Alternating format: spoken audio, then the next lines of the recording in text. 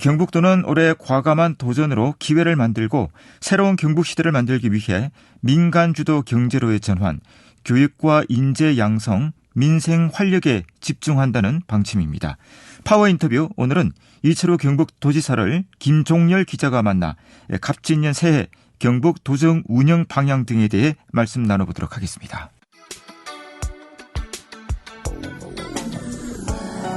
네, 파워 인터뷰 오늘은 지방시대 선봉장으로 강폭의 활동을 펼치시고 계신 이철우 경북도지사를 모셨습니다.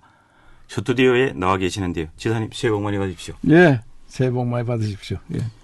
네, 경북도는 지난해 집중 극한호우로 인한 어려움 잘 극복하고 경북이 주도하는 확실한 지방시대를 화두로 다양한 성과를 거두셨는데요. 지난 한 해 가장 큰 의미를 두고 싶은 부분 꼽는다면 무엇입니까?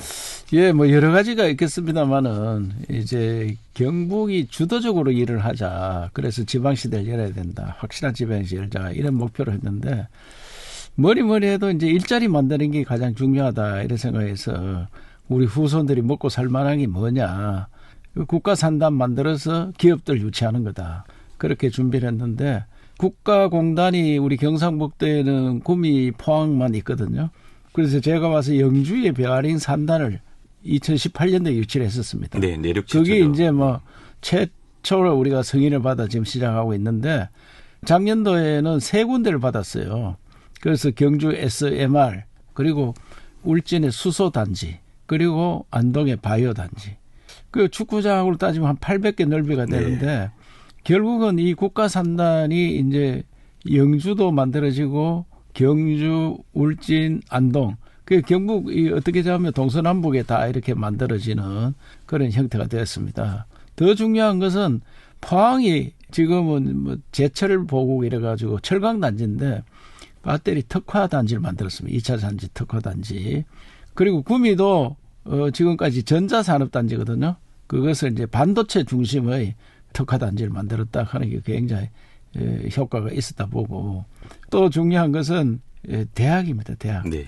대학을 어떻게 할 거냐. 대학을 우리 지방정부에 넘겨야 된다. 이렇게 요청을 했는데 교육부에서 글로컬 그러니까 글로벌과 로컬 합쳐서 글로컬 대학을 만드는데 10개를 뽑는데 우리가 2군데 안동대하고 우리 도립대하고 합쳐서 하나 되고 그리고 포스텍이 됐습니다. 그래서 2군데가 되었기 때문에 성과를 많이 네. 이룬 한 해라고 생각합니다. 네. 지난해 말까지 지사님 대한민국 시도지사협의회 회장을 맡으셨잖아요. 예. 전임 회장으로서 그동안 생각하셨던 시도지사협의회의 역할과 방향에 대해서 한 말씀 해 주시죠. 이제는 외교가 지방정부 외교를 해야 됩니다.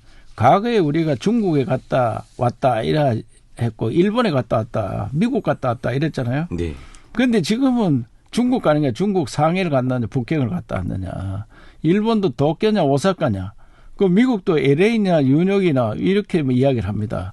그러니까 도시 경쟁 시대가 되었습니다. 그래서 지방 정부가 이제 외교를 제대로 해야 되는데 한일 지사 회의가 있었는데 6년간 근처에 있었습니다. 네. 중단된 것을 제가 가서 회장하면서 재개를 하자 보고를 하자 해가지고 지난해 11월 1일 2일 그 회의를 하고 또 지난 연말에는 중국에 가서 제가 한중 간에 지사 성장 회의가 있는데 네. 그것도 5년 이상 단절이 된 것을 복원을 하자 이래서 그쪽에도 좋다 이렇게 했기 때문에 금년 5월 달에 우리 한국에서 회의를 갖도록 했습니다. 그래서 네. 제가 그 더 나가서 한중일 회의를 하자. 한중일 지방시도지사 그다음에 성장 회의를 하자 이렇게 요청을 해놨기 때문에 그래 되면 우리가 지금 윤 대통령이 외교를 한미는 잘 이끌어 가시는데 한중은 아직까지 좀 제대로 안 되고 있거든요. 그 지방정부에서 먼저 물꼬를 터서 한중일 그 외교가 잘 되도록 그렇게 준비를 해야 된다는 생각을 갖고 그 방금 또 지방정부와 중앙정부 관계 제가 뭐 소통 이런 걸 정말 그전에는 거의 형식적으로 1년에 한 번 만날 동 말동했는데 이번에는 중앙지방회의가 법률회의가 됐습니다. 법률 기관이 되어서 그래서 윤 대통령에서 한 번도 안 빠지고 꼬박꼬박 참석을 해 주어서 매우 활성화되고 있다고 네. 생각합니다. 예.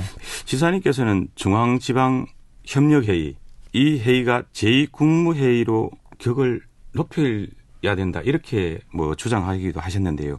특별한 이유는 있는 겁니까? 국무회의는 헌법 규정이 들어가 있습니다. 국무회의를 한다. 이런데 우리는 법률로 지금 정해져가 있는데 헌법 개정이 될 때는 중앙과 지방회의를 제2국무회의 어떻게 보면 제1국무회의라 할 정도의 국가의 사무를 보는 겁니다. 네. 대통령과 시도지사 간에 회의하면 그게 나라 전체 회의거든요. 국무회의는 사실상 만나면은 대통령이 자기가 임명한 장관들이잖아요. 네. 거기에서 무슨 이견이 잘 없습니다. 차관에 의해서 그저 회의가 올라오면 그거는 그냥 반론 거의 없이 지나가는데 시도지사는 야당도 있고 여당도 있고 그리고 지방을 책임지는 사람들은 그 대통령께 할 소리 다 합니다. 그래서 대통령께서 어떨 때는 조금 기가 끌끄럽더라도 우리 중앙지방회의 대통령과 시도지사 회의 참석하면은 오히려 나라 운영하는 데 도움이 되리라 생각하기 때문에 저는 이것을 나중에 헌법이 바뀌면은 헌법 기관으로 바꿔서 해야 된다 이렇게 생각하고 있습니다. 예. 지금 법률적 기간 뭐 이렇게 예, 법률로 되어 있고요. 국무회의는 헌법에 규정이 되어 있습니다. 예. 지사님께서는 평소 수도권병의 문제점을 자주 지적하시면서 고쳐야 한다는 강한 의지를 피력하셨습니다. 우리 사회 수도권병 그 근본 원인 무엇이라고 보십니까? 대한민국이 어떻게 하다 보니까 서울로 가는 병이 생겼습니다. 그 우리나라 대한민국 수립하고 49년대 인구 통계를 처음 냈어요. 처음 낼 때 2016만 명 중에 321만 명이 경상북도입니다. 경상북도 가장 인구가 많았습니다. 그때 서울은 144만이었어요. 네. 그런데 지금은 서울이 1000만이 되는데 어떻게 우리 영토의 12%배 안 되는 그 서울 수도권에 우리 인구의 반 이상이 사니까 이 젊은 사람들이 수도권에 안 가면은 이 뭔가 잘못된 줄 알고 있습니다. 그래서 중고등학교 다닐 때 이미 수도권으로 이사 가는 사람도 있고 대학 때 또 가고 그리고 대학을 여기서 졸업했는데 또 취직하러 또 올라갑니다. 해마다 10만 명씩 올라가니까 우리나라 청년이 한 57, 8%가 서울 중심으로 있습니다. 네. 그러다 보면 이분들이 청년들이 가서 월급은 뭐 쥐꼬리만큼 받는데 집값은 다락같이 올라가죠. 애를 놓으면 교육비가 엄청 비싸죠. 이러다 보니까 저는 불나방에 비교합니다.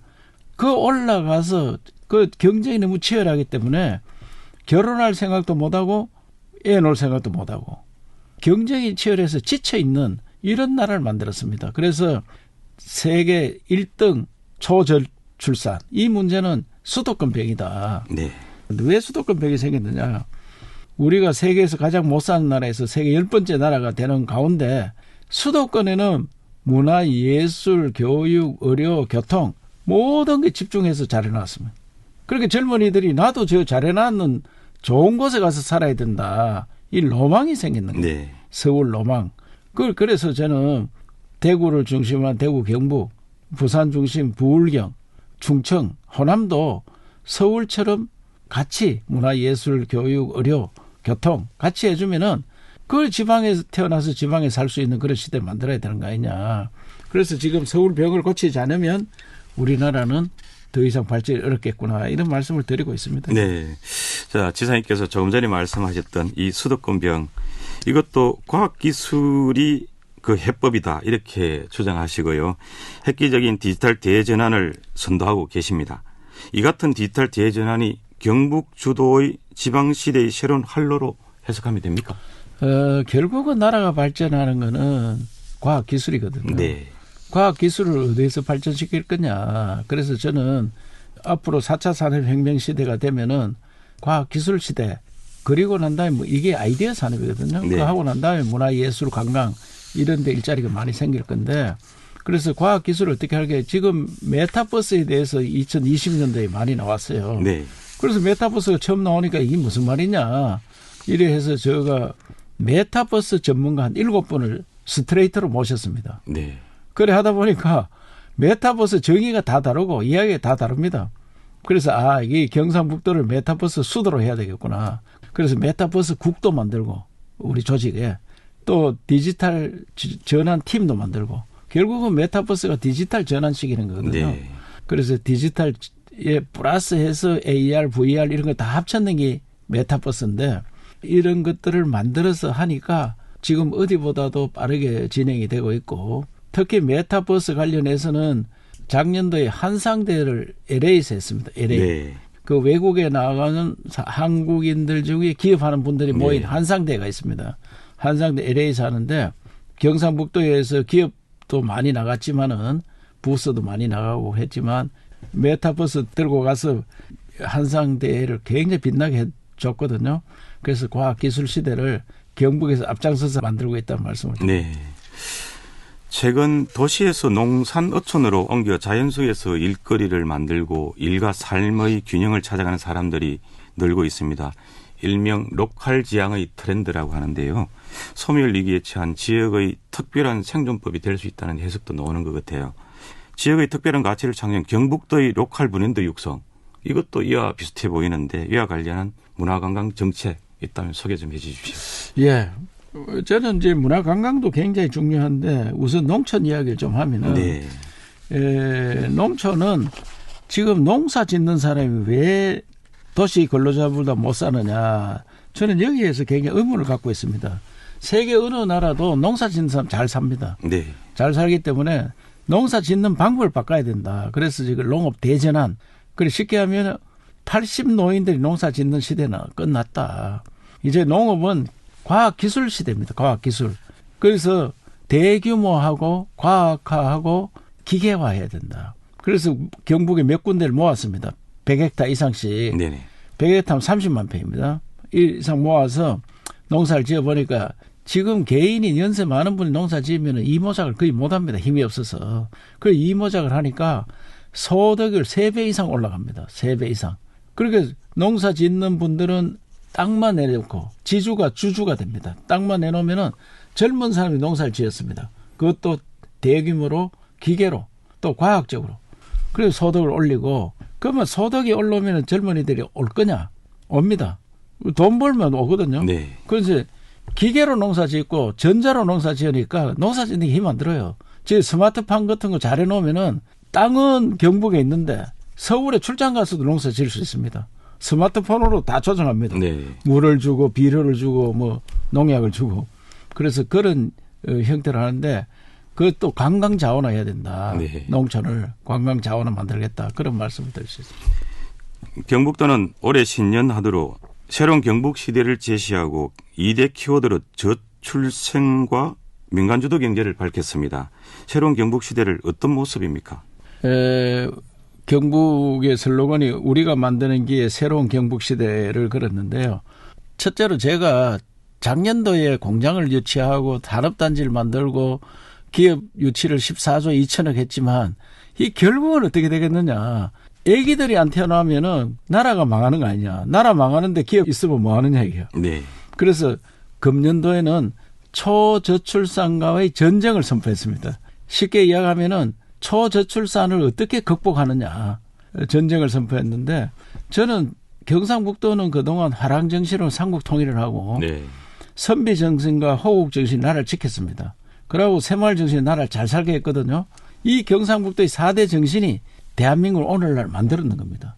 그런데 지금 이래 그대로 두면은 대한민국이 소멸하는 거 아니냐. 그래서 이걸 경상북도 다시 정신을 하나 더 만들어서 대한민국을 다시 살리는 그런 일들을 하자. 그게 초저출산과의 전쟁. 그런데 저출산이라 이야기하니까 일부 여성들이 여성들 책임이냐. 그렇게 저출산은 기에 거슬린다. 이렇게 해서 제가 그러면 저출생과의 전쟁을 하자. 이렇게 했는데 이걸 반드시 정부의 많은 정책가 있고 경부도 정책이 있는데 아기를 놓는 부모들이 체감이 되도록 네. 아기는 편하게 키워주는구나 나라에서 키워주는구나 느낄 수 있도록 만들어주는 게 이번에 저출산 정책을 만들고 있고요. 그리고 민간주도 경제 이제는 관에서 경제를 이끌어가는 시대는 아니고 국가와 지방정부에서는 마중물을 올려주면은 민간 자본이 함께 만들어가는 그런 것들을 하려고 합니다. 그래서 여러 가지 모델이 있는데 일시군 1호텔도 만들고 구미에는 기숙사를 우리 시와 나라에서 돈 좀 넣고 한 10% 8%인가 넣고 그다음에 민간이 투자해가지고 LG나 이런 데서 기숙사를 활용하는 이런 제도를 만들고 있습니다. 그래서 지방 정부와 중앙 정부에서 일부 돈을 태우고 펀드를 만드는 겁니다. 네네. 태우고 그다음 민간이 투자하도록 하겠다 이 말씀을 드립니다. 네. 또 글로컬 대학과 KUCT 정책도 새로운 경북 시대 교육인재 육성의 견인차가 될 것 같다는 관심이 높은데요. 글로컬 대학은 자세히 좀 최초에 말씀드렸는데 네. 우리 대학이 망하면은 지방이 소멸합니다. 그래서 대학을 살리는 정책이고 네. 그럼 일시군 1대학을 만드는데 울릉도에도 우리가 대학을 준비하고 있습니다. 한동대학하고 같이 추진하고 있는데 울릉도의 과가 만들어지면 울릉도에 연구하면은 그게 기업들이 들어올 수 있도록. 그러면 그 기업이 들어오면 그 기업에 울릉도학을 공부한 사람들은 그게 바로 취직이 되도록. 네. 그래서 울릉도에서 태어난 사람들이 외지 안 가고 울릉도에서 대학을 졸업하고 울릉도에 취직해서 그게 살 수 있는. 우리 영양보험과 청성도 그런 식으로 다 만들었고요. 네. 의성도 만들어서 그런 세포배양대학과를 만들었고요. 영남대학 같이. 그래서 일시군 1대학 이걸 꼭 만들어서 그 지역의 기업과 대학과 지방정부가 함께 운영하는. 네. 그래서 그 지역에 태어난 학생들이 그에서 그 지역에 공부하고 그 지역에 취직하고 살 수 있는 정주민 체제로 가는 이런 것이 KUCT라고 말씀드릴 수 있습니다. 네. 인구 감소와 노동력 부족 등 우리 사회의 문제를 해결할 수 있는 대안으로 다문화 공동체 사회 논의가 일고 있지 않습니까? 경북도가 선제적으로 이와 관련한 정책들을 내놓고 있는데 올해 어떤 부분에 집중하실 예정이십니까? 저희들이 이게 법안도 냈는데요. 쉽게 이야기하면은 그 미국은 다문화 국가입니다. 전 세계 사람들이 와서 미국을 건설했습니다. 미국에 머리 좋은 사람 거기 와서 다 연구하고 거기에 취직하고 그 나라에 이민 가고 우리도 한류 때문에 한국에 오고 싶은 사람이 굉장히 많습니다. 그렇기 때문에 한류 바람을 타고 한국에 오고 싶은 사람 지금 대학이 텅텅 비어 있으니까 대학에 학생으로 오면은 그 가족들을 비자를 발급해서 노동을 할 수 있도록 그래서 대학에 공부하러 오는 학생들도 공부하러 오는 게 아니고 일하러 오는 겁니다. 그런데 진짜 공부하러 올 수 있도록 그 부모가 같이 와서 일하고 그러면 한 5년 여기 살고 있으면요. 그 부모는 또 저 나라 가면 부자 됩니다. 자기 나라 가면 두 사람이 돈 벌면 한 사람 몫은 애하고 같이 생활하는데 쓰고 네. 대학 다닐 쓰고 한 사람 몫은 저축하면은 5년 저축하면 50년 일하는 값이 됩니다. 그 나라 가면. 그래서 그런 형태로 하겠다. 그래서 법안을 냈습니다. 그리고 이민을 받아야 된다. 지금 사람들이 노동력이 부족한데 이민 받을 수밖에 없다. 네. 그래서 이민청을 경상북도에서 요청을 하겠다. 그래서 이민청도 우리 경상북도에 유치하기 위해서 용역도 줘놨다는 말씀을 드립니다. 네. 앞에서 말씀하신 지방시대 지방분권을 위한 대안이 될 수 있는 행정통합론이 조금 식어가는 것 같습니다. 어떻게 내다보시는지 그리고 논의를 재개마하기 대구 경북이 가장 먼저 2019년도에 이 공론화 과정도 거치고 다 준비를 했는데 2020년 총선이 있어서 총선 이후에 하자 이랬는데 네. 그 총선이 지나니까 지방선거를 하고 하다 보니까 다시 이제 시장이 달라지고 더 이상 같은 사람입니다만은 이게 불이 안 붙고 있는데 저는 지금 지방이 이리 어려운 문제는 대구 직할시 만드는 게 가장 큰 문제였다. 대구를 중심으로 경북이 발전하는 것을 대구 따로 경북 따로 하다 보니까 네. 둘 다 어려운데 우리만 그런 게 아니고 광주, 전남, 대전, 충남, 부산, 경남 마찬가지입니다. 그래서 이거 다 통합해야 된다. 그래서 우리만 통합하는 게 아니고 법을 만들어서 전국이 다 통합하도록 하자. 김포가 서울에 편입되는 거 이거 굳이 우리가 반대할 거 뭐 있느냐 이게. 그래서 서울 메가시티로 가면은 우리 대구 경북도 메가시티로 가자 하는 게 제 지론이고 그렇게 가야만 수도권과 경쟁이 됩니다. 그래서 꼭 그래 가도록 준비를 해야 된다고 생각합니다. 네, 이 말씀은 꼭 여쭤봐야 되겠는데요. 4월 총선 앞두고 정치권 참 첨예한 대립입니다. 뭐 정오 보복의 정치로 이어지는 이런 극단적인 정치 토양, 뭐 비극을 불러올 수도 있다. 또 뭐 혹자는 해방 정국이 좌우 대립이다. 뭐 이런 말도 하기도 합니다. 이 문제 뭐 어떻게 해결해야 되겠습니까? 정치가 너무 갈등, 대결 양상으로 가고 있어서 저도 안타깝게 생각합니다. 저도 뭐 국회의원을 3번 했습니다만은 저는 야당들하고 친하게 지냈습니다. 또 제가 야당일 때도 여당하고 친하게 지나고 그래서 결국은 화합하는 정치를 배워야 됩니다. 화합하지 않으면 대한민국은 정책 대결로 가야 되지 진영 대결로 가면은 나라 망합니다. 그래서 저는 다음 총선 때 그런 사람들이 많이 뽑혀서 대한민국을 다시 새로운 나라 만들 수 있는 계기가 됐으면 좋겠다 그 말씀을 드립니다. 네. 시간이 참 짧은 것 같습니다. 내일부터 민족 최대의 설명절 연휴가 시작됩니다. 끝으로 대구 경북 시도민과 출향민들에게 설득점 한번 부탁드리겠습니다. 대구 경북은 이 나라를 만들고 지키고 잘 살게 한 그런 자부심이 있는 지역입니다.